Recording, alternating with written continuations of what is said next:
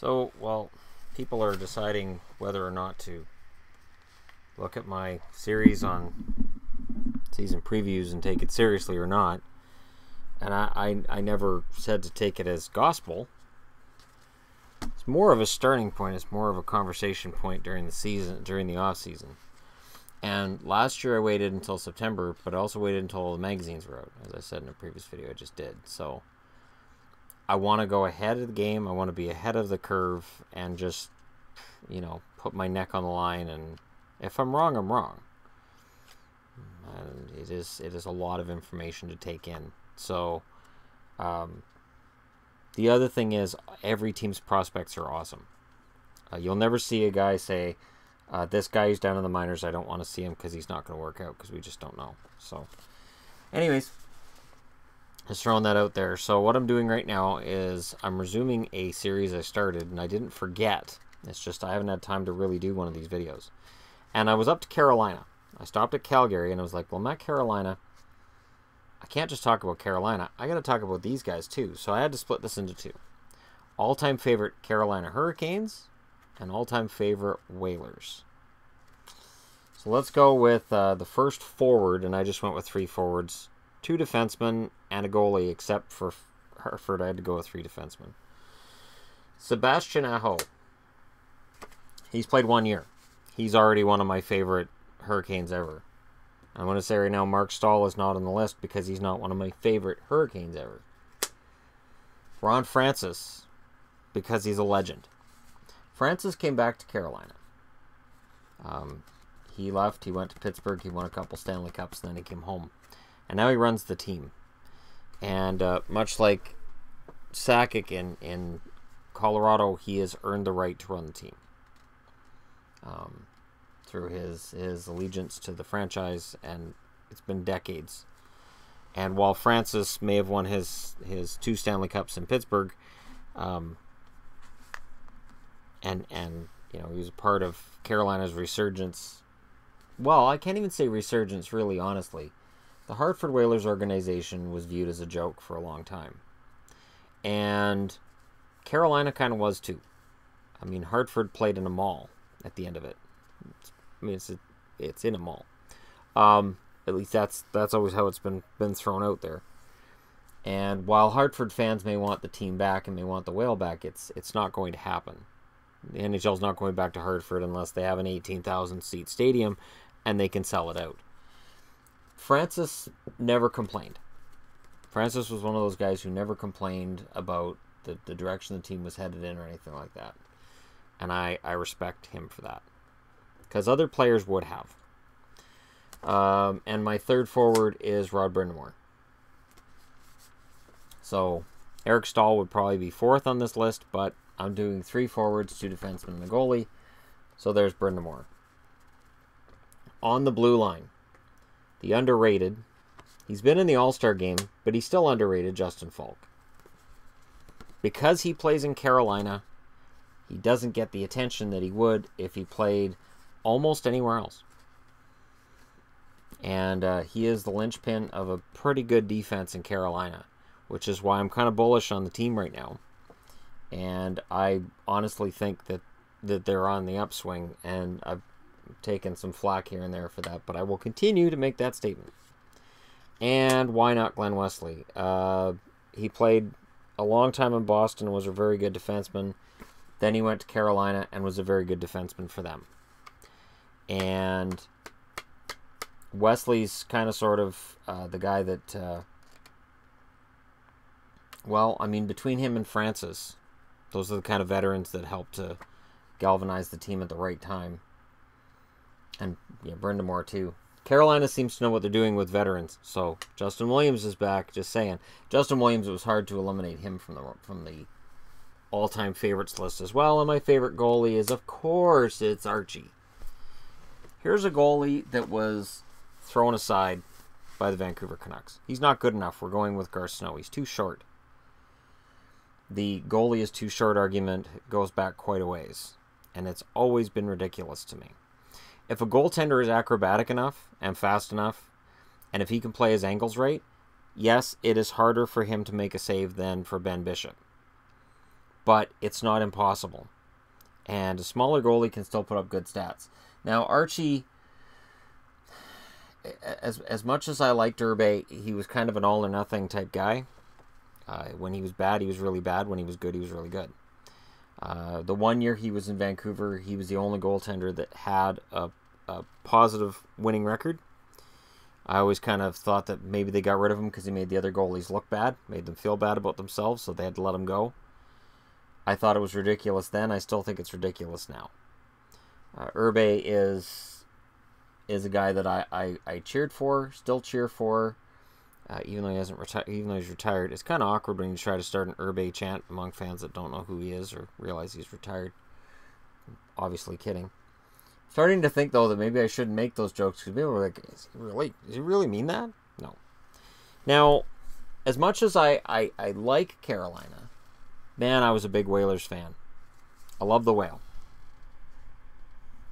The Whale had a lot going for them in terms of their jersey, their name, the fact it was Hartford of all cities, and so it was hard for me as a little kid not to like the team that had a whale on its sleeve, even though the Whale wasn't there for very long. When I saw that as a little kid, you know, that was pretty cool. And I always liked Pat Verbeek. Pat Verbeek is kind of a guy that, due to the fact that he played on the edge, and I admit that, he rubbed a lot of people the wrong way. But look up his stats. He put up a ton of goals, ton of points, and a ton of penalty minutes. He was a less tough Dale Hunter. There's no way he would have won a fight with Dale Hunter that I can remember anyways. Dale Hunter was one of the toughest. And also capable of some really nasty cheap shots. Just ask Pierre Turgeon. But, yeah, Verbeek was one of my favorite. I mean, come on. Hartford Whalers, and his last name has Beak in it. When I was a little kid, you just couldn't imagine anything better. Blaine Stoughton, of the fantastic mustache variety of the early 80s. Stoughton was a good goal scorer during a time when Gretzky dominated the headlines, so people didn't notice Blaine Stoughton was a good goal scorer. He also played in Hartford, so people really didn't notice that Blaine Stoughton was a good goal scorer. But I always liked him. I was always a Stoughton fan. I'll probably look up a picture of him to use for the thumbnail for this video and see if I can find anything. Because Stoughton was kind of sort of awesome. And at my height of my fandom of the team, he was the guy. He was the best player on the team before Francis came along. Yeah, I'm that old. Speaking of Francis, hey look, he's on both sides. Yeah, of course he is. You can't talk about what Francis did in Carolina and not talk about what he did in Hartford. When he was traded for John Cullen and Zarley Zalapsky, traded with Grant Jennings, as I remember, that trade was seen as even at the time. John Cullen was young. He was up and coming. Points-wise, he was at the same level as Francis, for the most part. At the time of the trade, it was an even trade. Francis was more experienced, more towards what Pittsburgh wanted, and Cullen was the younger, more promising forward. Zalapsky was seen as the better defenseman between him and Jennings. It was not seen as a lopsided trade at the time. Now we can all look back and say, John Cullen, really? That's what they got for him? Yeah, Francis turned out to be exactly what Pittsburgh needed, and if he'd stayed in Hartford, he never would have won the Stanley Cup with the Whalers. Certainly with Carolina, but not with Hartford. So I'm glad he went to Pittsburgh and he got his Stanley Cups. That was kind of sort of amazing for him and for a long time Francis fans. Dave Babbage, because I was a big fan of players with cool last names and with big mustaches back in the 80s. And Babbage always seemed like a cool guy. Anytime I saw interviews with him, he seemed like a cool guy. Some self-deprecating humor. Never took himself too seriously. Always seemed to give an honest answer to media questions when asked. Of course, that was a long time ago. That was before we had anything said by a player was on 15 different websites in an hour. Maybe he'd be different in today's game. But I always liked Babbage. I liked him before he was a Canuck. I remember when the Canucks got him, I was very excited. Even though he'd had injury problems before that, I was very excited to see him with Vancouver.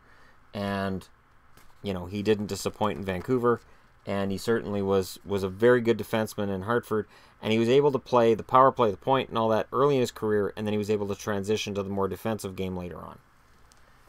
this one's going to surprise people because there may be people who watch my channel who don't realize that Joel Quenneville was a very established NHL defenseman playing for the Hartford Whalers. And I liked him with the Whalers a lot. Quenneville was one of those solid defensive defensemen that I crow a lot about on my channel. And, you know, guys that I respect. Pesce in Carolina comes to mind in terms of current guys and would have just missed the mark here. I haven't seen enough of him to really say, oh, well, he can take out Glenn Wesley off the board or Justin Falk. But Pesce definitely suits that for me too right now. But yeah, Quenneville was a rock back there. And you can't have those two defensemen, and I couldn't just have those two and not mention Mark Howe. Mark Howe playing with Hartford, and I don't have Gordie Howe in here because I didn't watch Gordie Howe play, but I watched Mark Howe. And Mark Howe was an amazing defenseman. I'm very glad he's in the Hall of Fame because he deserves it. Every damn bit of it, he deserves it. Mark Howe is a Hall of Famer due to what he did in the NHL, but his WHA numbers were very good. He was a very good defenseman. Again, both ends of the ice at a time when that seemed to be at a premium. There was a lot of rovers in that day. Back in the 5 goals a game, well, not 5 goals a game, 5 goals per team, it seemed, era. A lot of rovers, a lot of guys who had said defense, but they didn't really play defense. So Mark Howe was a step cut above for me. And definitely for Whalers fans as well. Now, in net, Mike Liut. Now, you're gonna say, where's Cam Ward, where's Sean Burke? Burke was never a favorite goalie of mine. Very good goaltender, not a favorite. Cam Ward, I liked Cam Ward for what he did in 2006, but for a favorite of all time, it's Archie Urbay. Mike Liut, I may not like some of the things he said as an agent, or some of the things he's done as an agent, but as a goaltender, I always liked the guy. I liked him in St. Louis. I liked him in Hartford. I liked him in Washington as well. He had a few seasons there. He was a very, very good goaltender. And that was at a time when, you know, goaltending wasn't what it is now. But still, in terms of my favorite goalies for the Hartford Whalers, it'd be Mike Liut. So let me know your team. I understand this is a little bit longer than my other favorite team videos because I did 2. Because for me, I can't just mix this into one. It's not like, and I know I did it with Arizona with the Jets, but I didn't really follow the Jets, and I haven't followed Arizona in the same way. So, for me, the Whalers and the Hurricanes, there's a huge difference there for me. Because this was a team that, right up until they moved, I love the Whalers. And the Hurricanes have kind of been meh about for the most part. But it was nice to see them win a Stanley Cup in 2006. I was cheering for them that year, and I apologize to Oilers fans, but I was.